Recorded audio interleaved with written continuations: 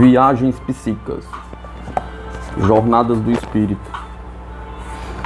Os seres humanos vivem sob limitações criadas pelo mundo físico, pelas leis terrestres de tempo e espaço. Por isso é compreensível que a humanidade tenha sempre sustentado a firme crença de que alguns de nós podem ter a capacidade de romper esses laços, de que uma essência espiritual ou emocional consegue transportar-se para fora do corpo. Nos fundamentos de várias religiões e filosofias jaz a crença de que o espírito e o corpo têm existências separadas e que o espírito e a alma sobrevivem depois da morte. Mas o que acontece ao espírito durante a vida? Pergunta. Uma forma espiritual pode viajar para fora do corpo físico e depois voltar? Pergunta. E se o espírito sobrevive à morte, poderia voltar em outro corpo? Pergunta. Através das histórias, homens e mulheres conceituados relataram suas próprias experiências e responderam afirmativamente. Costuma-se dizer que essas viagens espirituais assumem uma de três possíveis formas. Durante uma experiência extracorporal, o espírito escapa do corpo físico por um curto espaço de tempo e depois volta. Em uma experiência à beira da morte, o espírito parece partir para uma próxima vida, porém retorna ao corpo imóvel, ainda vivo. E quanto aos espíritos que aparentemente sobrevivem à morte de um corpo físico e depois voltam em outro corpo, eles passam por uma reencarnação. Cada um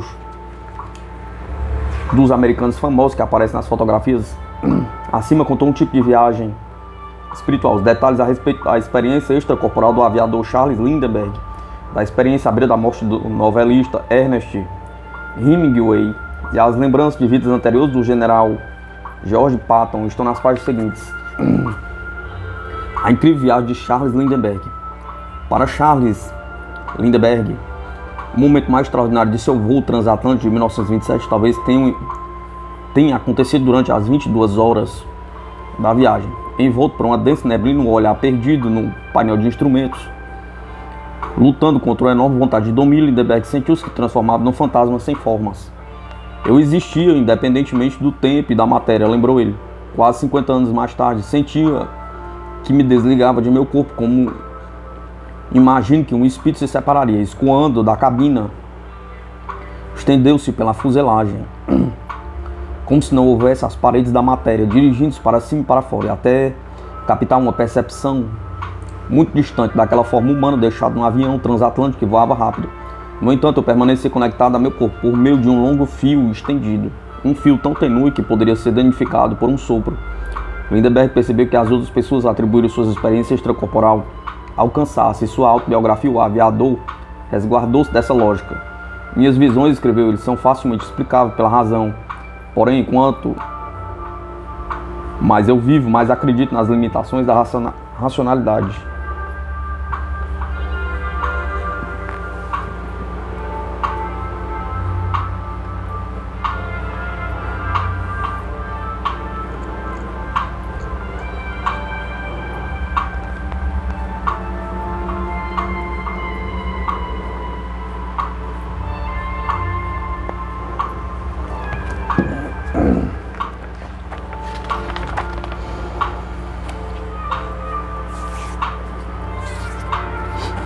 Ernest Hemingway e o sabor da morte.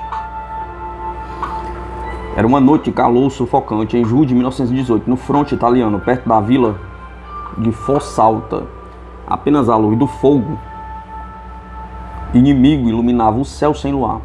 Agachado no abrigo da trincheira, Ernest Hemingway, um jovem oficial do corpo ambulante dos Estados Unidos durante a Primeira Guerra, escutava com atenção o espolcar das armas leves e dos morteiros. De repente, ouviu um morteiro zunindo pelo ar. Instantes depois, o fogo explodiu à sua volta e os estilhaços atingiram-lhe as pernas. Nos momentos de agonia que se seguiram à explosão, contou Wigman a um amigo mais tarde, ele sentiu seu espírito deixar o corpo, como se fosse morrer.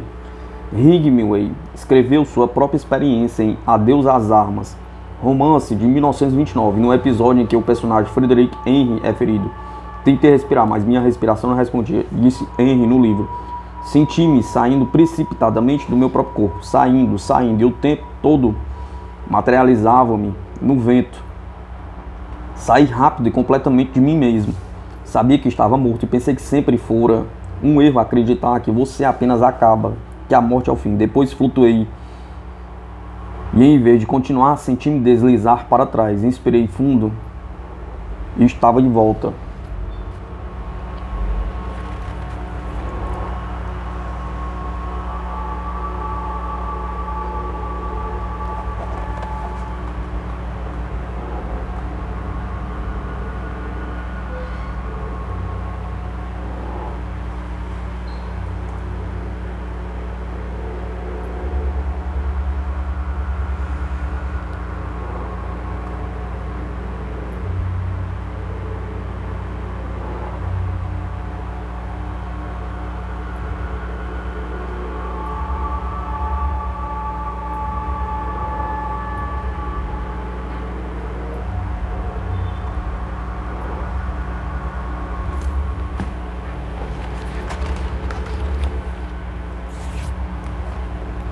As várias encarnações de George Pathon.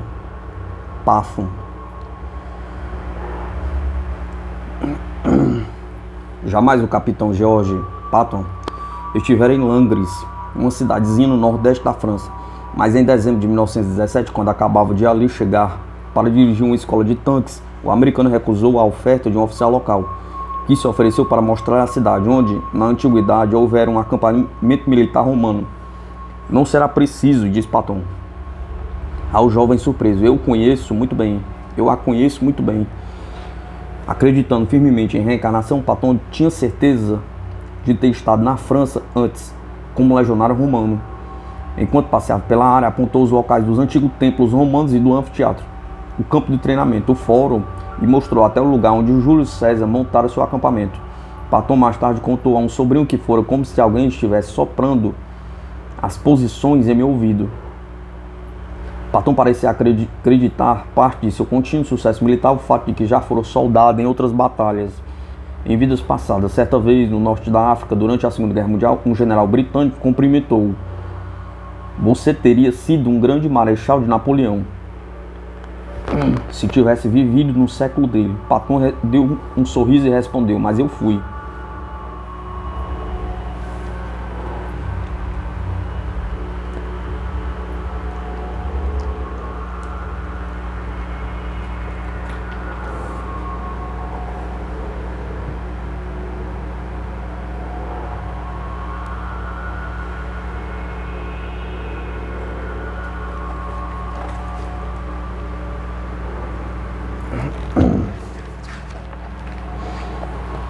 E o corpo é abandonado.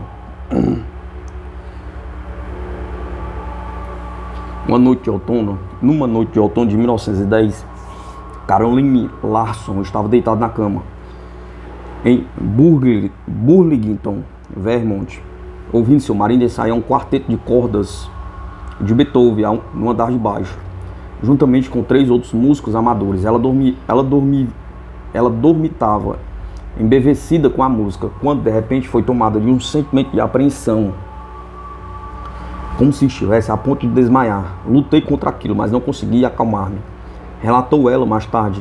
A opressão me subjugava e se aprofundava. Fui me sentindo atordoada, até que todos os meus músculos pareciam paralisados. No começo escutava a música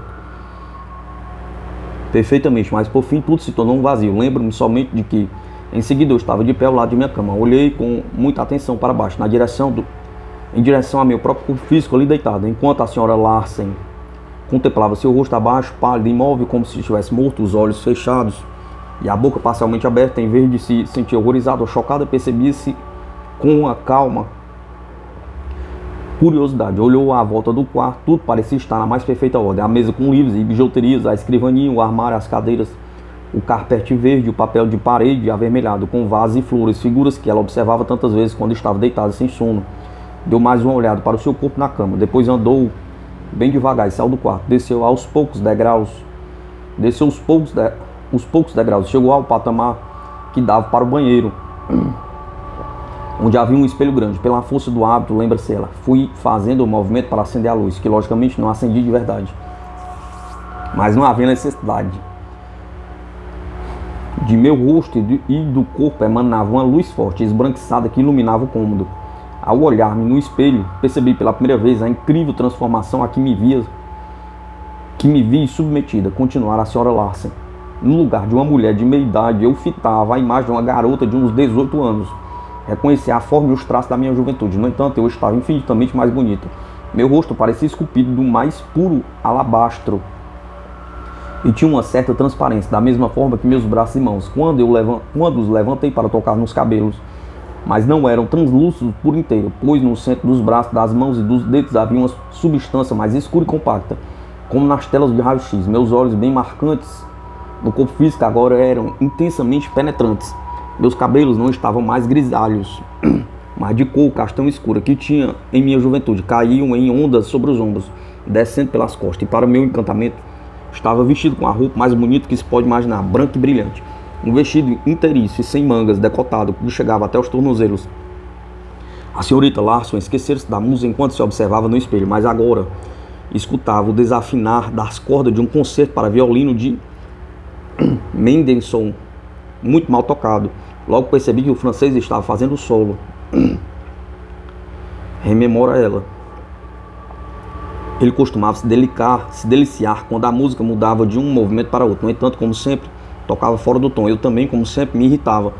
E por um instante, esquecendo-me de tudo que estava acontecendo comigo, resmunguei com raiva. Como gostaria que meu marido mandasse o francês tocar aquele concerto no tom, ou para que tocar de uma vez, ou para parar de tocar de uma vez. Por sorte, o quarteto logo voltou a Beethoven. A música acalmou a senhora Larsen e ocorreu a ela uma ideia incrível. Iria descer até a sala e exibir sua beleza juvenil aos homens, que sem dúvida ficariam muito admirados. Dei as costas ao espelho e dirigi-me para o hall.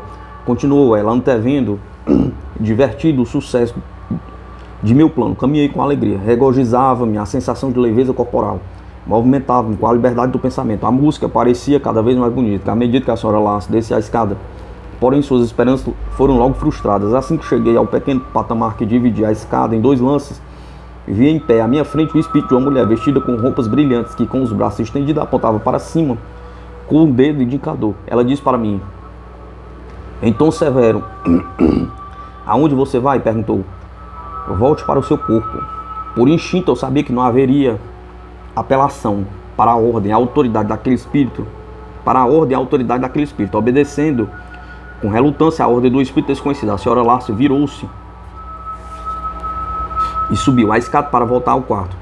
Meu corpo físico continuava lá, deitado, imóvel e sem vida, da mesma forma que o tinha deixado. Eu o encarava com uma sensação de aborrecimento, desapontada. Sabia que logo teria de entrar nele de novo. Não importava o quão feio ele me parecesse ou quanto eu me sentiria diminuída nele. Contudo, não havia tempo para reflexões. No instante seguinte, eu já tinha me unido de novo à minha forma física, com um suspiro e um estremecimento. Acordei de novo dentro do meu corpo. Carolina Larsen não foi a primeira e certamente não será a última pessoa a sentir a essência de seu ser escapar do corpo físico. Tais experiências extracorporais, como são chamadas, ou EECS, têm sido registradas desde o início da história por inúmeras pessoas, em todos os tipos de cultura e em qualquer parte do mundo. Nenhum grupo étnico ou nacionalidade em particular parece apresentar uma tendência mais pronunciada para essas experiências do que outros.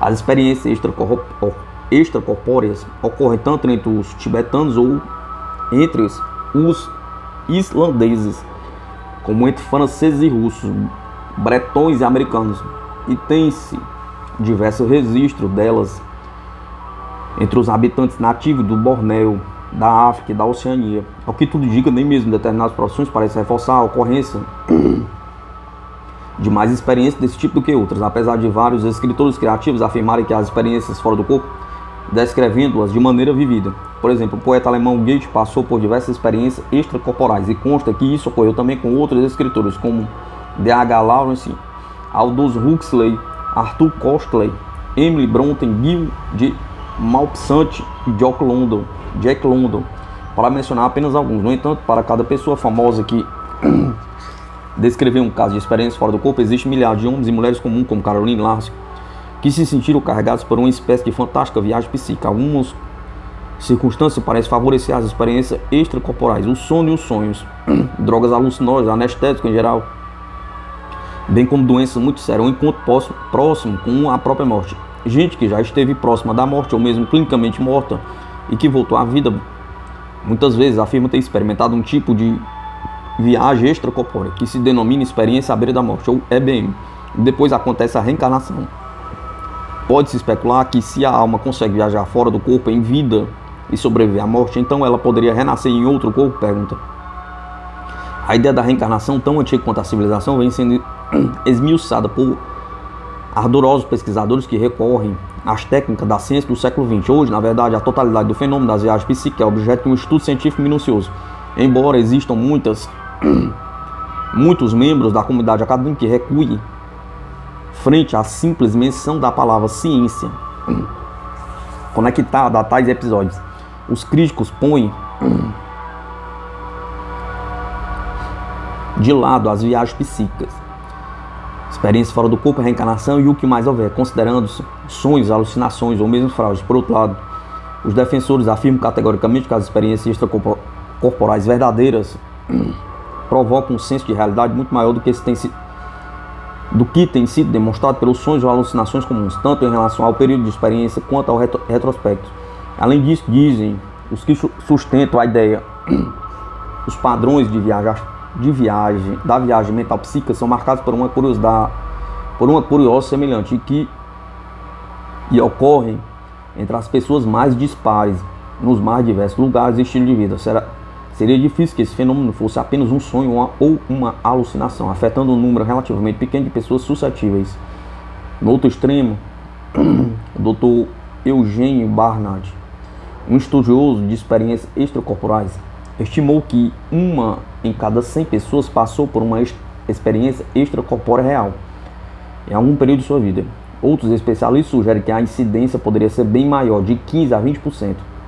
O Dr. Charles Tart, outro pesquisador de fenômenos paranormais, escreveu: em função de sua distribuição aparentemente universal em diversas culturas e através da história, as experiências extracorporais constituem aquilo que o psiquiatra Jung denominou experiência arquétipa, um fenômeno em termos potenciais acessível a muitos membros da espécie humana, pelo simples fato de se tratar de seres humanos.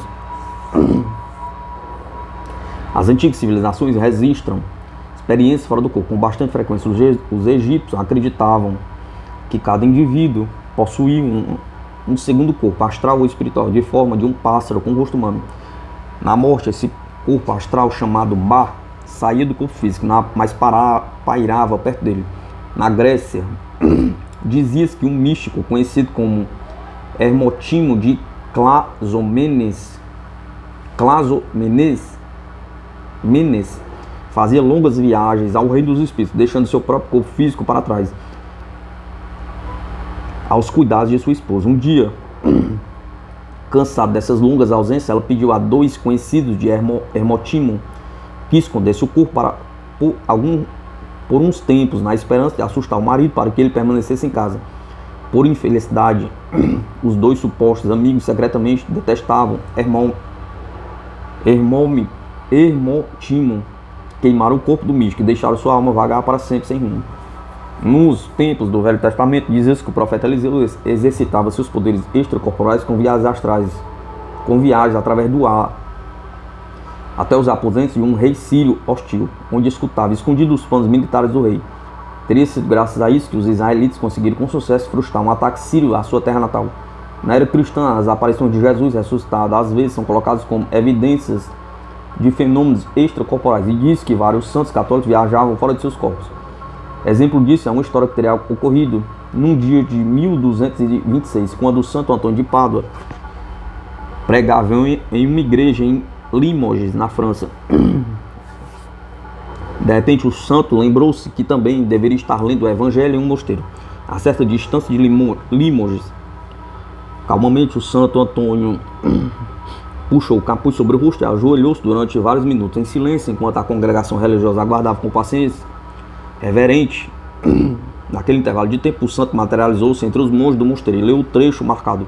Depois desapareceu. Nesse momento, o Santo Antônio voltou a seu corpo, que ficara ajoelhado na igreja. podendo retomar o sermão. Registraram-se episódios semelhantes envolvendo São Savério de Ravenna, Santo Ambrósio e São Clemente de Roma, e consta que em 1774 Santo Afonso de Ligório teve um colapso depois de celebrar uma missa, permaneceu inconsciente por 24 horas. Ao voltar, se contou que estivera presente no leito de morte do Papa Clemente em Roma. Seus relatos e a hora exata do falecimento do Papa foram confirmados mais tarde por um enviado papal. Além disso, as pessoas que estavam em volta do leito do Papa afirmaram ter visto Afonso entre os presentes angustiados, orando pelo pontifício moribundo. Os antigos egípcios imaginavam o corpo astral ou Ba como um espírito em forma de pássaro, com cabeça humana. Nesta pintura de cerca de 1250 a.C., o Ba abandonou o corpo físico, mas paira um pouco acima dele.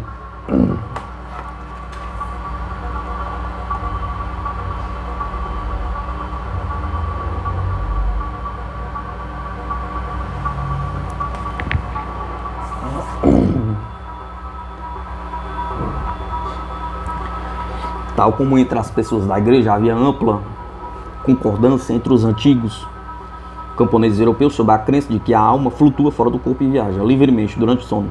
Tais crenças deram origem à ideia popularizada de um corpo duplo que se assemelha ao Ba do Antigo Egito, que era conhecido como Doppelganger em alemão, Vardiger em norueguês, Tauslash em escocês, Fet em inglês arcaico. Essas crenças substituíram nos fundamentos da cultura ocidental até o século XIX, quando uma série de fenômenos semelhantes se tornou o centro de um amplo interesse popular, originando o que ficou conhecido como Espiritismo, uma religião centralizada na comunicação entre vivos e mortos.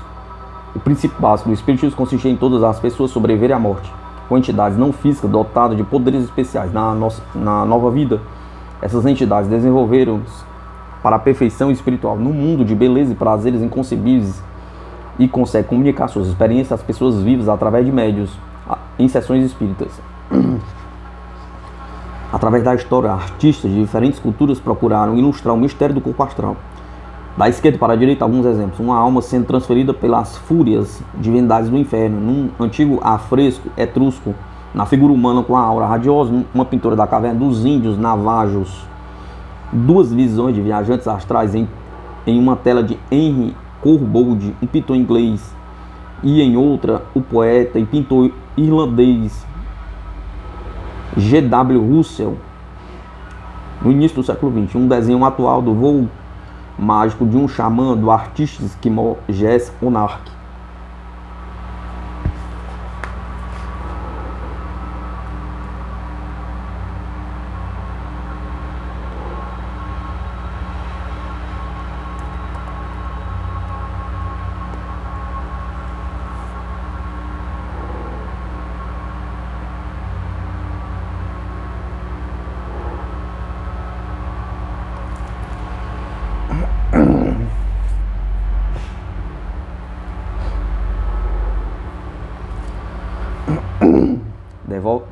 Desenvolvendo-se a partir do início da década de 1850, o espiritismo floresceu nos Estados Unidos e na Europa.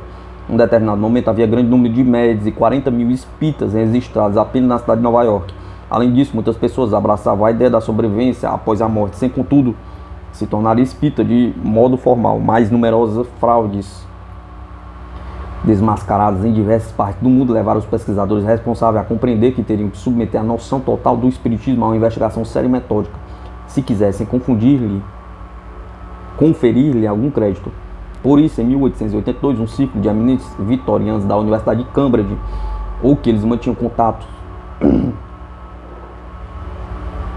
fundaram a Society for Physical Research, Sociedade de Pesquisa Psíquica, ou SPR, para investigar aquela grande massa de fenômenos sujeitos a discussões designados por termos tais como mesmerismo, mediunidade e espiritualidade, sem preconceitos ou posições tendenciosas de qualquer tipo, com o mesmo espírito de investigação exata e desapaixonada que tem propiciado a ciência a resolução de tantos problemas. A SPR atraiu algumas das mais notáveis personalidades daqueles tempos: Arthur Balfour, que mais tarde se tornaria primeiro-ministro da Grã-Bretanha, o filósofo Henry Sidgwick, sua esposa, Eleanor, que conseguiram uma distinção na época extraordinária para uma mulher, com a nomeação para dirigir uma das faculdades de Cambridge. Oliver Ludwig, que abraçava o espiritismo e procurava comunicar-se com seu falecido filho, juntos conseguiram apoio social e intelectual para levar avante pesquisas mediúnicas, sem se preocupar com suas reputações. Em 1886, Edmund Gurney, Frederick Myers e Frank Podmore, membros da SPR, escreveram em conjunto Fantasma dos Vivos, uma obra monumental em 2 volumes que levou 3 anos para ser elaborada. Registraram um grande número de casos, 702 relatos, das quais a maioria tratava de assim chamadas aparições de crise ou aparecimento do morto no momento da morte ou imediatamente depois. A rigor, tais acontecimentos não eram considerados como manifestações de verdadeiras experiências extracorporais, mas havia outras ocorrências numerosas nas quais eram relatadas aparições de pessoas vivas, longe de onde se sabia que seus corpos físicos permaneciam, e até casos em que pessoas afirmavam ter conseguido real e intencionalmente deixar seus eus desencarnados aparecer aos olhos dos outros. Num desses incidentes, um membro da sociedade relatou que certa vez fizeram uma visita sob a forma de espírito ao quarto de 2 senhoras amigas que viviam a 3 milhas de sua própria casa. Mais tarde, disse ele, soube que suas amigas haviam ficado bastante assustadas com a visão dele em pé ao lado de suas camas, com roupas de dormir. Depois de muita ponderação, os autores do livro Fantasmas concluíram que, embora fossem comum receber uma poderosa impressão mental de pessoas distantes, talvez através do poder paranormal da telepatia ou leitura mental, as pessoas não saíam de fato do corpo. Porém, outros estudiosos do fenômeno semelhante chegaram a conclusões diferentes, acreditando que as experiências extracorporais realmente ocorriam. O respeitado físico inglês Oliver Ludwig, com sua secretária em 1936, interessado no reino espiritual, foi um dos primeiros membros da Sociedade de Pesquisa Psíquica.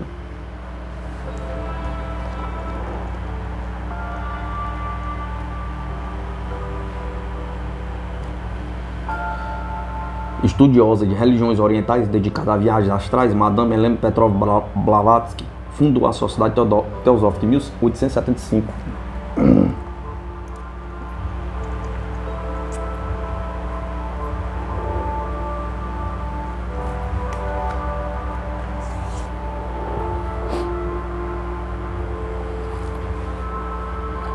Adolphe Assier, pesquisador francês, teorizava que o corpo físico das pessoas contém duplicatas reais, que são entidades físicas, mas compostas de uma matéria mais sutil do que a carne. De acordo com de Assier, essas duplicatas abandonam o corpo e sobrevivem à morte. Inúmeros outros pesquisadores, entre os quais o próprio Frederick Myers, acabaram acreditando e concluíram que havia evidências esmagadoras de que o espírito sobreviveria após a morte física. Myers escreveu sobre isso em Personalidade Humana e Sua Sobrevivência à Morte Corporal, uma imensa obra inacabada, publicada em 1903. Depois de seu falecimento, ele também concluiu que a autoprojeção, termo que é empregado para a viagem astral, ao que tudo indica, é o único ato preciso que um homem pode desempenhar igualmente bem, tanto antes como depois da morte corporal. As investigações da Sociedade de Pesquisa Psíquica foram ampliadas por outras de sua contraparte americana. A Sociedade Americana de Pesquisa Psíquica, fundada em 1885, tem 3 anos depois da primeira. Em conjunto, as duas sociedades reuniram uma quantidade incrível de material interessante para embasar a viagem extracorporal. O Espiritismo oferecia explicações definitivas para essas ocorrências, que não se encaixavam muito bem dentro da teologia tradicional cristã. No entanto, outros entusiastas no final do século XIX e do início do século XX desenvolveram sistemas religiosos inteiramente novos a fim de explicar as experiências extracorporais. Um dos mais famosos e sem dúvida o mais controvertido desse sistema foi a teosofia. Sua fundadora, Helena Blavatsky, era uma espírita russa que andara pelo mundo e passara por vários casamentos bígamos antes de chegar a Nova York. Em 1873, sem recurso, ela encontrou o sentido de sua vida por meio de um encontro casual com o coronel Henry Olcott, um advogado e jornalista que também professava o espiritismo. Olcott ficou muito impressionado com os aparentes poderes de Madame Blavatsky. Com o suporte financeiro do coronel, os dois lançaram a Sociedade Teosófica em 1875. A palavra teosofia foi cunhada a partir dos termos gregos que significa Deus e conhecimento. A sociedade seria composta, escreveu Madame Blavatsky, de ocultistas eruditos, de apaixonados egiptólogos e de especialistas na antiguidade em geral. Queremos fazer uma comparação experimental entre o espiritismo e a magia dos antigos. O que se seguiu foi bastante estranho, mesmo para os padrões às vezes ingênuos dos mais ardentes espíritos da época. Numa comparação experimental, por exemplo, um grupo de fervorosos teosofistas submeteram um gato a choques elétricos fracos. O animal elevou-se a uma certa distância do ar, o que levou os pesquisadores a concluir que a levitação tinha seus fundamentos na eletricidade. Na esperança de ajudar o gato a atingir uma total imponderabilidade, aumentaram a corrente elétrica. Infelizmente, contaram eles, o pobre gato morreu de repente. A sociedade teosófica atraiu poucos seguidores em seus primeiros anos, mas em 1877 Madame Blavatsky publicou Isis sem um véu, livro que dizia ser inspirado em visões astrais. O coronel Olcott relatou: sua caneta movia-se rapidamente, ela fitava o espaço com o olhar perdido de um vidente e começava a transcrever no papel que viria. O livro Isis sem um véu retrata sua autora como uma mulher de conhecimentos incríveis, versada num vasto conjunto de verdades espirituais antigas. Espíritos desencarnados eram parte integrante da religião perdidos na antiguidade, comentava Madame Blavatsky. Essas religiões implicavam formas espirituais muito mais elevadas do que aquela que os exibicionistas modernos faziam surgir em sessões espíritas. Ela dava a entender que tinha acesso a a poderosos entes invisíveis e que foram escolhida para resgatar verdades primordiais para o mundo moderno. Uma dessas supostas verdades é um princípio central da teosofia. Era que os seres humanos existem em vários planos, além daquele puramente físico. Um desses níveis seria o corpo astral, uma reprodução imaterial do próprio físico, que consegue fazer grandes e longínquas viagens fora do corpo material. De acordo com Madame Blavatsky, o corpo astral de qualquer pessoa viaja durante o sono, mas os verdadeiros adeptos podem comandar seus corpos astrais para sair de seus físicos por meio de projeção astral. Além disso, aqueles que se especializam nas artes astrais conseguem ver os corpos astrais de outras pessoas em plena luz do dia, sob a forma de halos multicoloridos à volta do corpo físico. Eles revelam a essência de cada personalidade através de uma gama de cores. O livro conseguiu um modesto sucesso e a sociedade ganhou mais alguns seguidores. Mas quando os críticos mais hostis insistiram em zombarias e publicaram acusações de fraude aliadas a histórias desagradáveis sobre os antecedentes de Madame Blavatsky, ela e o coronel decidiram levar o movimento para a Índia, onde, conforme ela disse, ninguém sabe meu nome.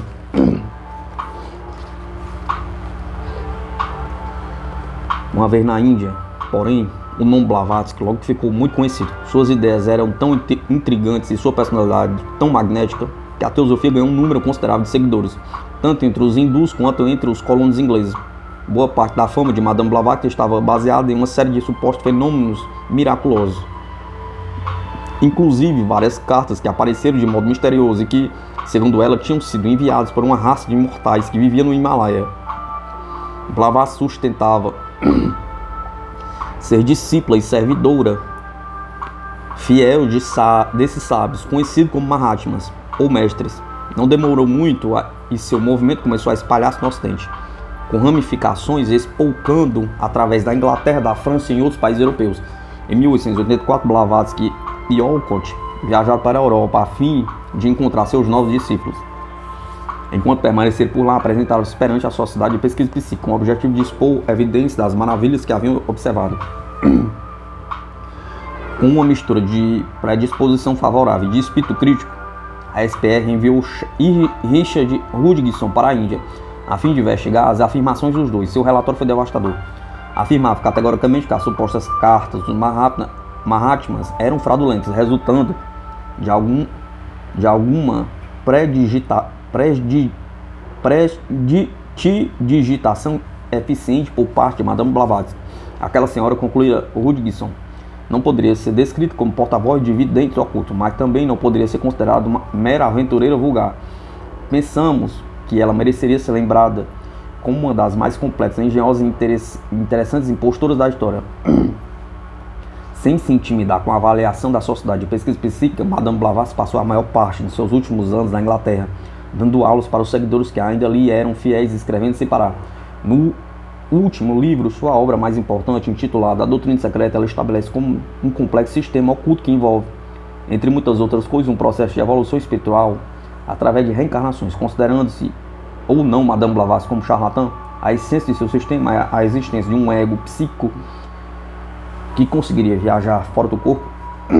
Era de uma consistência notável, com um volumoso testemunho de viagens extracorpóreas. Apesar de suas falhas,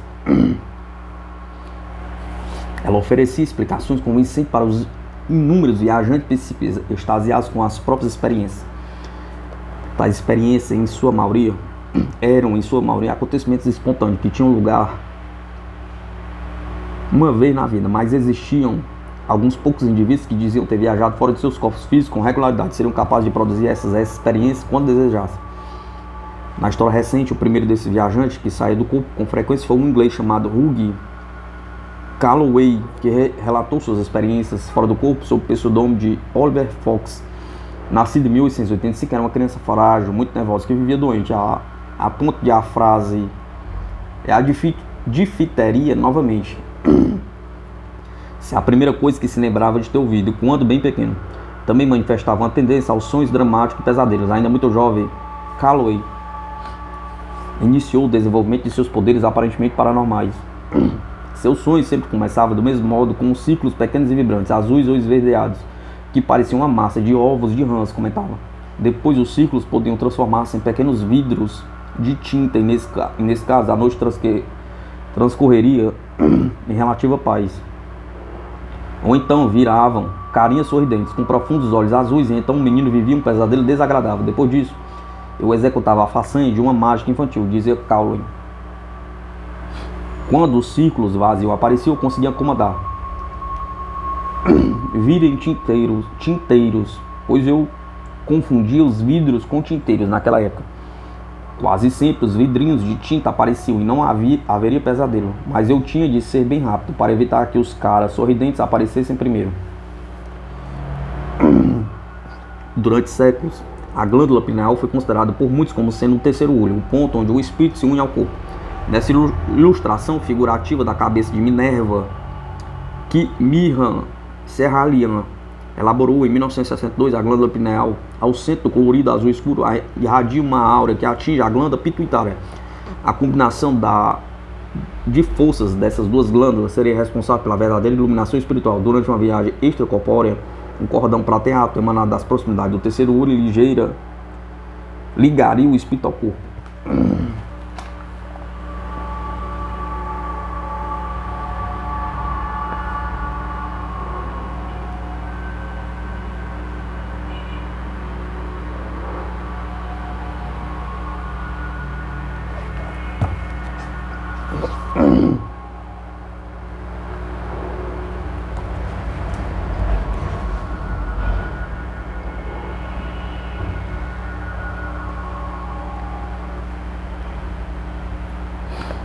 Quando Calloway chegou aos 13 anos, sua mãe faleceu, e apenas 6 meses depois o pai também morreu. O jovem, que sempre temera a morte, passou por uma mudança de atitude, voltou-se para si mesmo, tornando-se introspectivo. Além do túmulo, certamente encontraria minha mãe, lembrava ele, reflexivo, e esse pensamento retirava do misterioso mundo além a maioria dos seus temores e estimulava de maneira intensa meu interesse pela vida depois da morte. Bela mãe, grande e onisciente pai, onde estão vocês agora? Perguntou. À medida que amadurecia, Hugh Calloway passou a ter sonhos mais vívidos e complexos. A maioria deles era uma óbvia mescla, mais ou menos sem sentido, rememorava. No entanto, de vez em quando ocorriam sonhos proféticos, mas que envolviam apenas coisas triviais. Eventualmente, ele também tinha sonhos históricos em grande escala, sonhos nos quais ele não participava, mas a observava. E quando sonhava com a mãe, as visões eram tão carregadas com sua fragrância que ao acordar parecia que eu a havia deixado há poucos minutos. Calloway também começou a ter o que chamou sonhos de sabedoria, nos quais tinha plena consciência de que estava sonhando. Uma noite na Universidade de Southampton, onde cursava engenharia elétrica, sonhou que estava em pé sobre o piso, fora de seu dormitório. Suas impressões eram nítidas. Ele tinha certeza que estava acordado até perceber os ladrinhos do piso, que na realidade eram assentados perpendicularmente em relação ao rodapé. Agora estavam paralelos a ele. No mesmo instante, entendeu que era um sonho, e essa compreensão encheu de um estranho senso de liberdade e poder. Calloway disse que continuou a experimentar vários desses sonhos de sabedoria, nos quais a compreensão de que estava dormindo lhe conferia liberdade de ação. Podia acomodar-se para levantar do chão, planar a 30 metros de altura e passar através das paredes. Contudo, sempre acabava voltando a seu corpo, chamado por alguma força desconhecida que lhe provocava dores de cabeça quando tentava resistir a ela. Uma noite, Calloway por fim desafiou essa força e quis continuar seu sonho no sonho, até que, com um estalo estranho, a dor desapareceu. Percebeu afinal que se livraria completamente de sua parte física, que se livrara. O problema apareceu quando ele tentou voltar para seu corpo e não conseguiu. Com esforço enorme acabou conseguindo, mas constatou horrorizado que não podia mexer um só músculo. Finalmente, concentrando-se para levantar ao menos um dos dedos, pôde reunir todas as forças e venceu a paralisia. Apesar de perturbado, assumiu a determinação de continuar o que chamava meus experimentos. Na verdade, era impossível verificar a grande maioria das experiências de Calloway, baseadas estritamente em seu próprio testemunho. Contudo, ele relatou diversas ocorrências que envolviam outros viajantes psíquicos, os quais, por sua vez, atestavam que suas experiências coincidiam com as de Calloway. Depois de seus amigos da faculdade partilhavam seu interesse pelo assunto, uma noite o trio decidiu organizar uma reunião extracorpórea no refeitório da universidade. Calloway e um dos amigos realizaram um encontro psíquico, pois ambos sonharam estar se avistando no local combinado naquela noite. Em outra ocasião, Elsie, uma das primeiras namoradas de Calloway, relatou que foi ao quarto dele na forma de uma aparição na noite posterior a uma discussão com ele, porque ela duvidara da veracidade de suas viagens. Calloway a chamara de ignorantinha de mentalidade estreita. Por isso a jovem resolvera mostrar a ele quem era o verdadeiro ignorante. Naquela noite, Calloway viu em seu quarto uma nuvem de intensa luz branco-azulada, grande e oval, em cujo centro aparecia Elsie, de camisola e com os cabelos soltos. Ela parecia perfeitamente real, em pé, perto de uma cômoda no lado direito de minha cama, disse Calloway. E lá ficou ela, olhando para mim com os olhos calmos, mas cheios de tristeza, passando os dedos de uma prateleira que ficava sobre a cômoda. Calloway não conseguia se mexer e nem falar nada, com a mesma paralisia que sofrera há algum tempo. Por fim, quebrei o encantamento, rememora ele. Ergui-me, apoiando sobre um ombro, e chamei-a pelo nome, mas ela desapareceu da mesma maneira súbita como surgira. Na noite seguinte, de acordo com o relato de Calloway, ele se encontrou com Elsie, que exclamou: "Eu me encontrei com você de verdade. Fui dormir querendo que isso acontecesse e quase imediatamente eu estava lá. Hoje de manhã eu sabia tudo o que havia em seu quarto." E Elsie, que nunca vira o quarto de Calloway e nem sabia de sua arrumação, começou a descrevê-lo com todos os detalhes, mencionando até o fato de que Calloway estava deitado, com os olhos abertos no lado esquerdo de uma cama de casal, parecendo aturdido. Nunca me cansei de agradecer a Elsie pelo fato de ter sido maldosa pelo menos uma vez, pelo menos naquela vez, escreveu Calloway. Na verdade, apesar da simpatia de alguns amigos meus, o mundo não ficou nem um pouco impressionado com minha grande descoberta. Quando tentei publicar essas observações, um editor chegou a insinuar de maneira polida, mas desagradável, que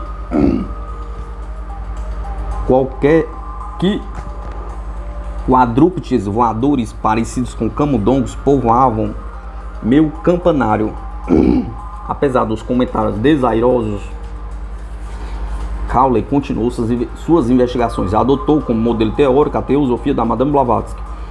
A semelhança dos teosofistas, ele acreditava que a maioria de suas viagens acontecia no plano astral, tendo como veículo seu corpo imaterial.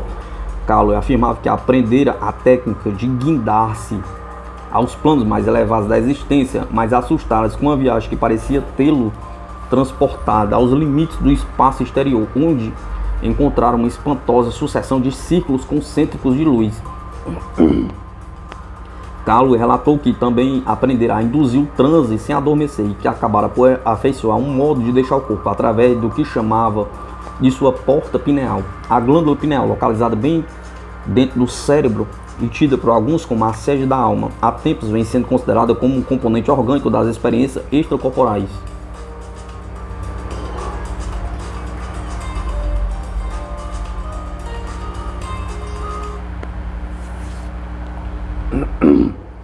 As viagens psíquicas de Calloway levaram-no cada vez mais longe,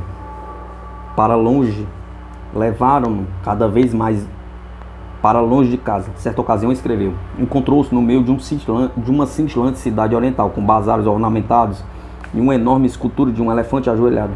Em outra, ao tentar uma ambiciosa viagem extracorporal a um templo tibetano,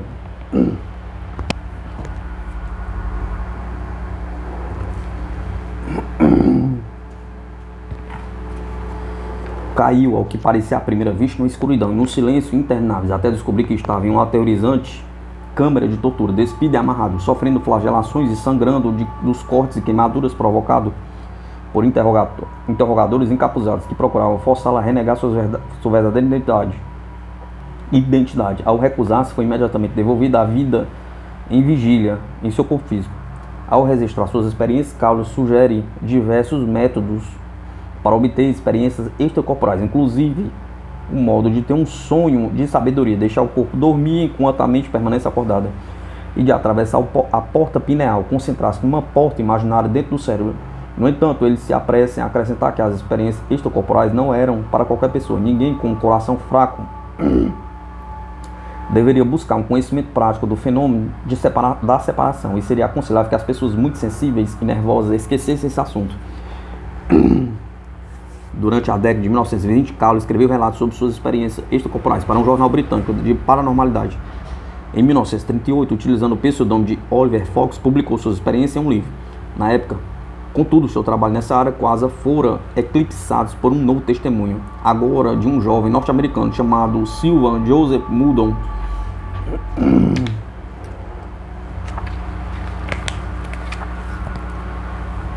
Viagens psíquicas.